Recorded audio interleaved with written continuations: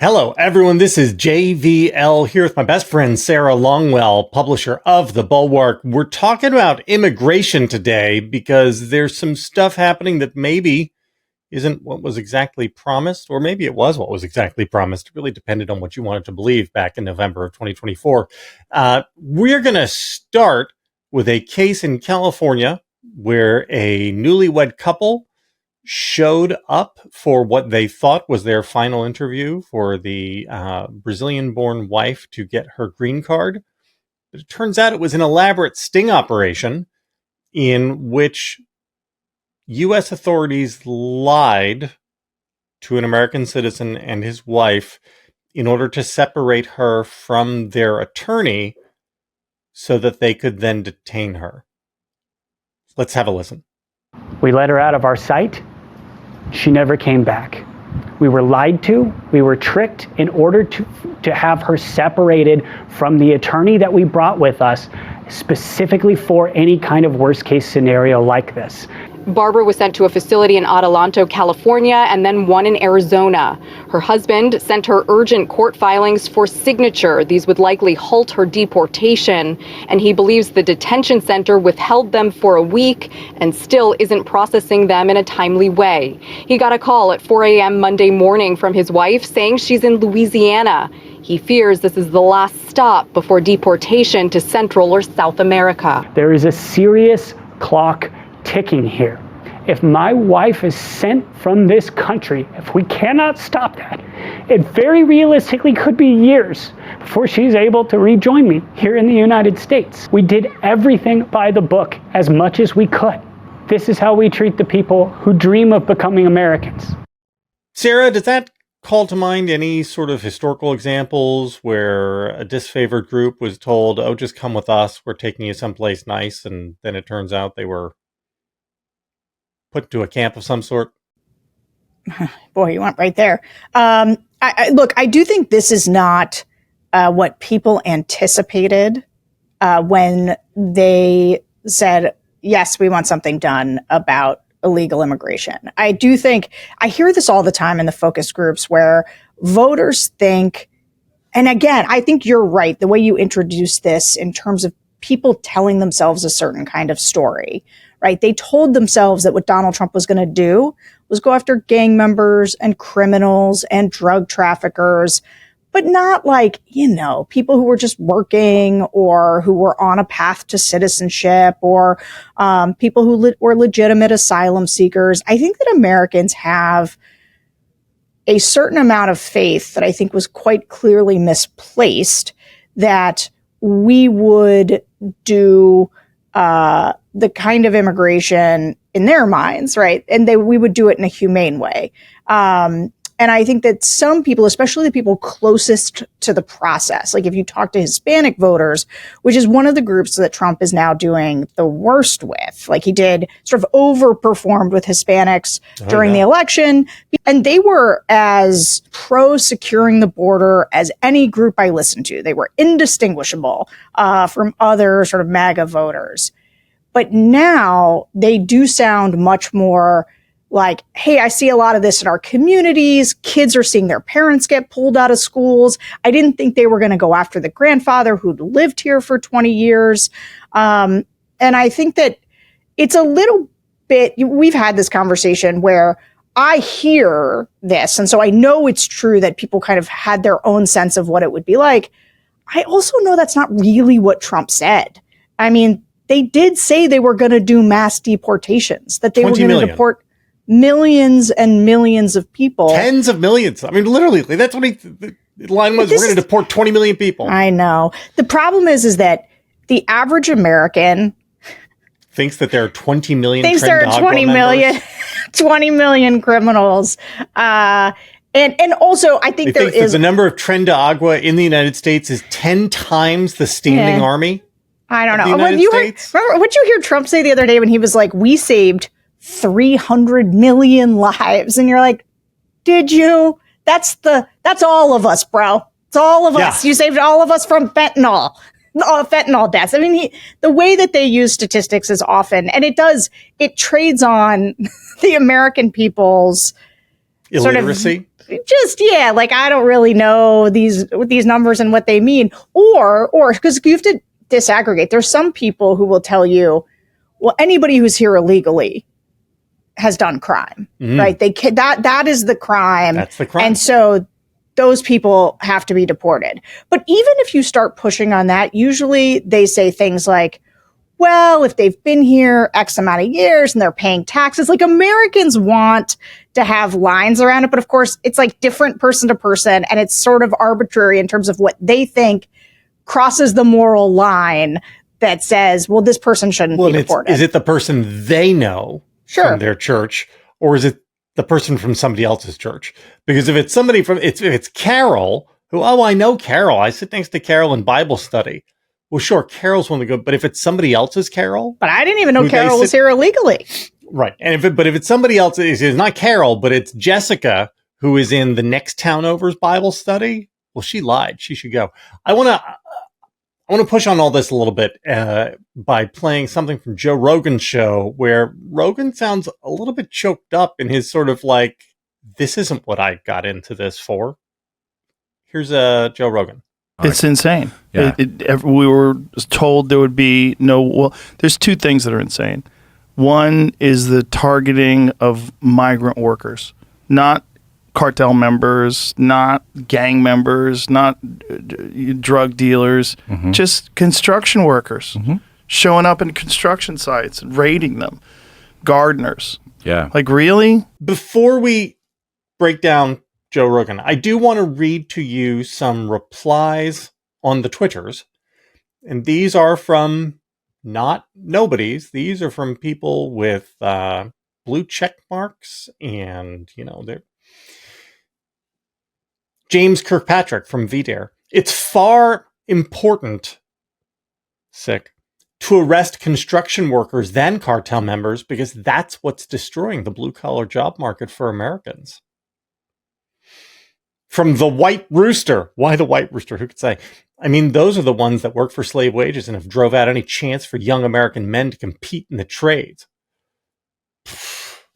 I mean, it goes on from there. I would say from the Down South Patriot. Well, Joe, on this, fuck you. They are parasites on the economy. I get that you have fuck you money, but us peasants don't. Get your head out of your ass and wake up.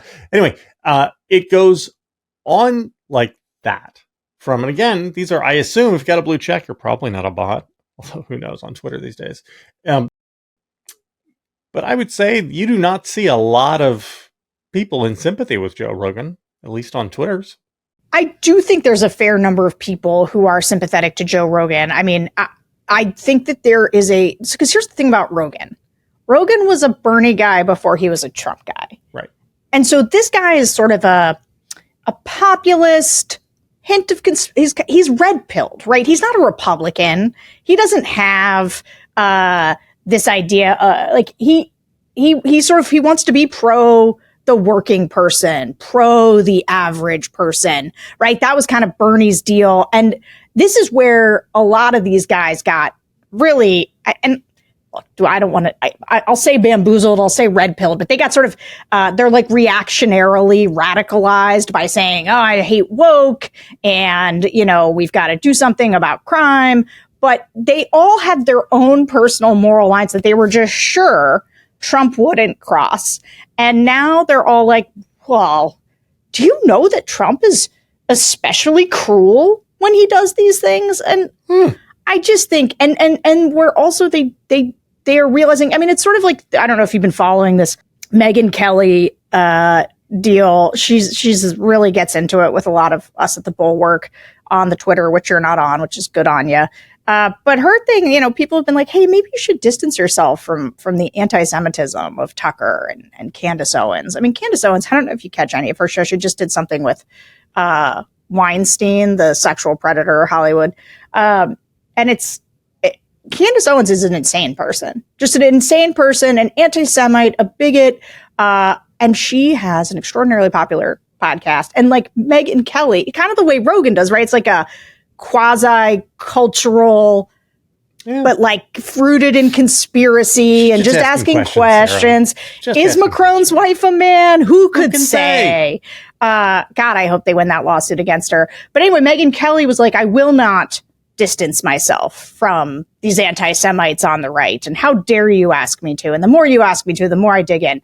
But there is a period of time where I think Rogan was kind of basking in the fact that Donald Trump was going to come on his show, and Donald Trump was buttering these guys up and telling them what they wanted to hear. Oh no, he goes on the All In podcast. Sure, man, we're going to do HB1 visas. We're going to staple them to your passport or whatever, your diploma that you get when you graduate from an American college. Well, of course, now he's like, yeah, you could have one of those if you pay me $100,000. And so Trump just lied to all of these people, and they should be, I think that what they need to do is think about how embarrassing it is for them, how they got sucked into a world where they tolerated a lot of really gross stuff because these other famous people who were adjacent to them, they felt like they were suddenly in their orbit. And now they're looking up and they're having to take some moral stock of where things are. And it's tough. So there are three possible pathways for people like Joe Rogan. Pathway number one is they can shift their views and decide, actually, yeah, I don't like it. More in sorrow than in anger, but we do have to deport all these people. That's pathway one. Pathway two, they can say that they do not agree with this and just sort of turn their toe in the dirt and look down and shake their heads, but not actually turn on Trump. And sure, pathway three, door number three, is they could actually do something. They could say, this isn't what I signed up for. This is wrong. This guy needs to be stopped. That begins with creating a check on him by getting at least one of the houses of Congress under control of the opposition party. And after that, it probably means getting the Republican Party out of the executive branch. Which door do you think they're going to choose? I think it's going to be person to person. And I think it's about where these things go. I do think that some of these guys have a little bit of their finger on the zeitgeist. And I think if the zeitgeist starts to move, they are both contributors to it as well as people with their fingers in the wind. And I believe Joe Rogan that he has a genuine moral problem with what Donald Trump is doing.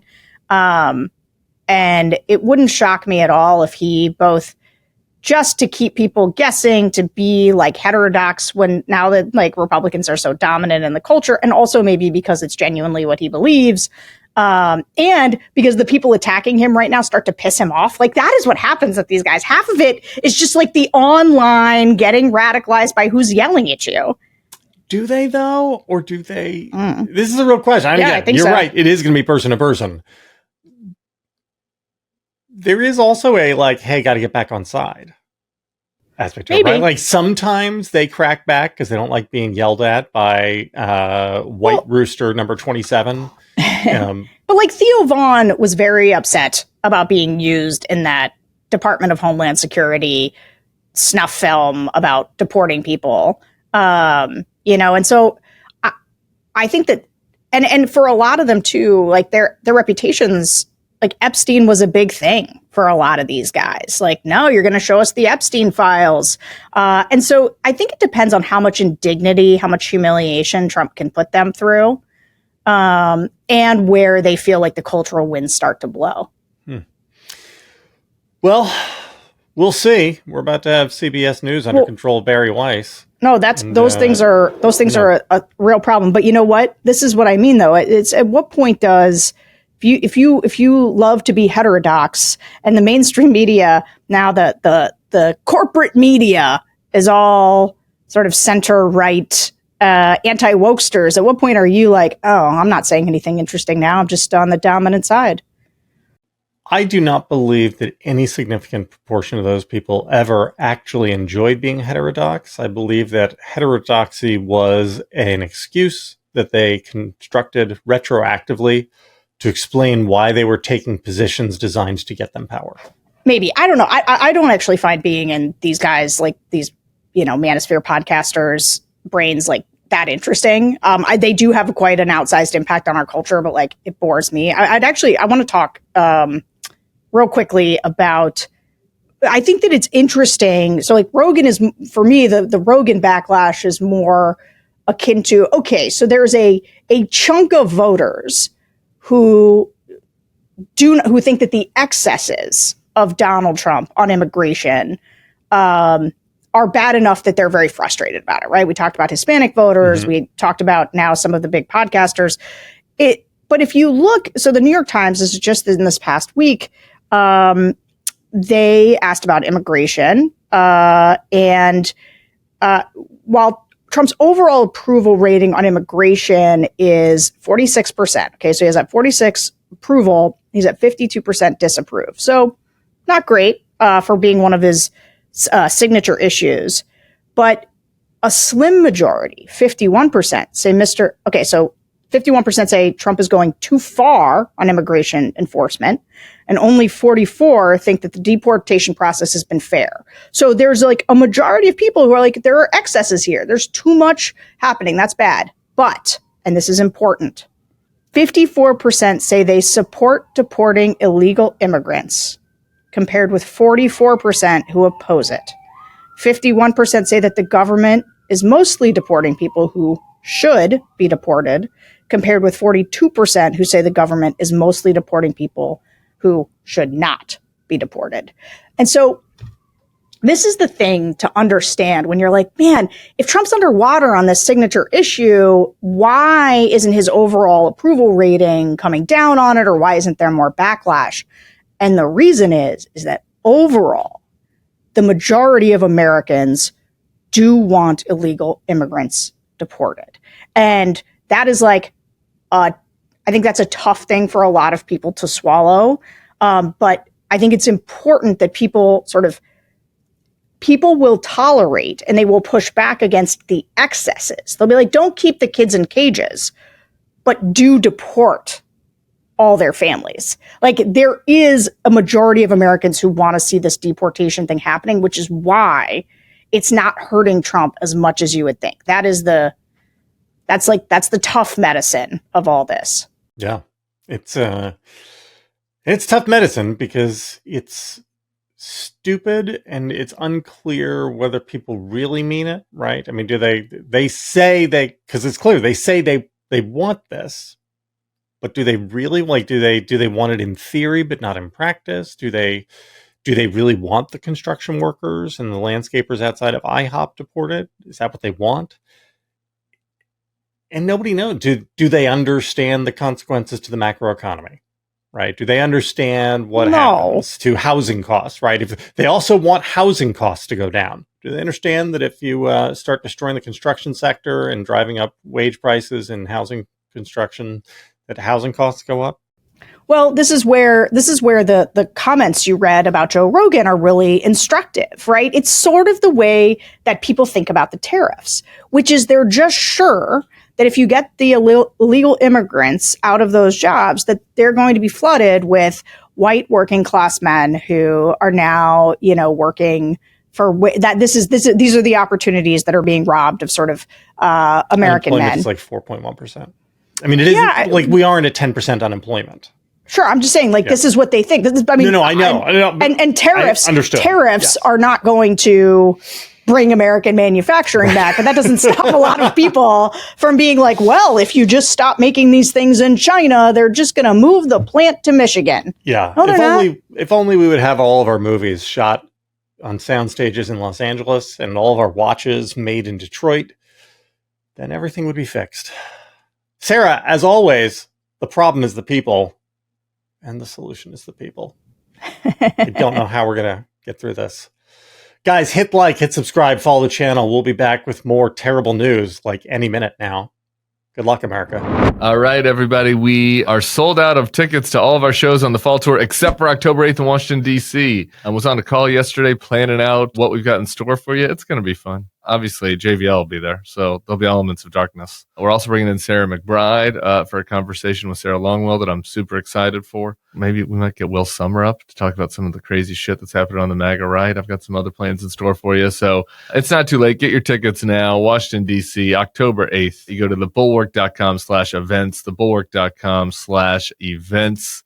I hope to see you all there. It's at the Lincoln Theater. Awesome venue. Appreciate them for hosting us. And so I hope to see you all in Washington, October 8th.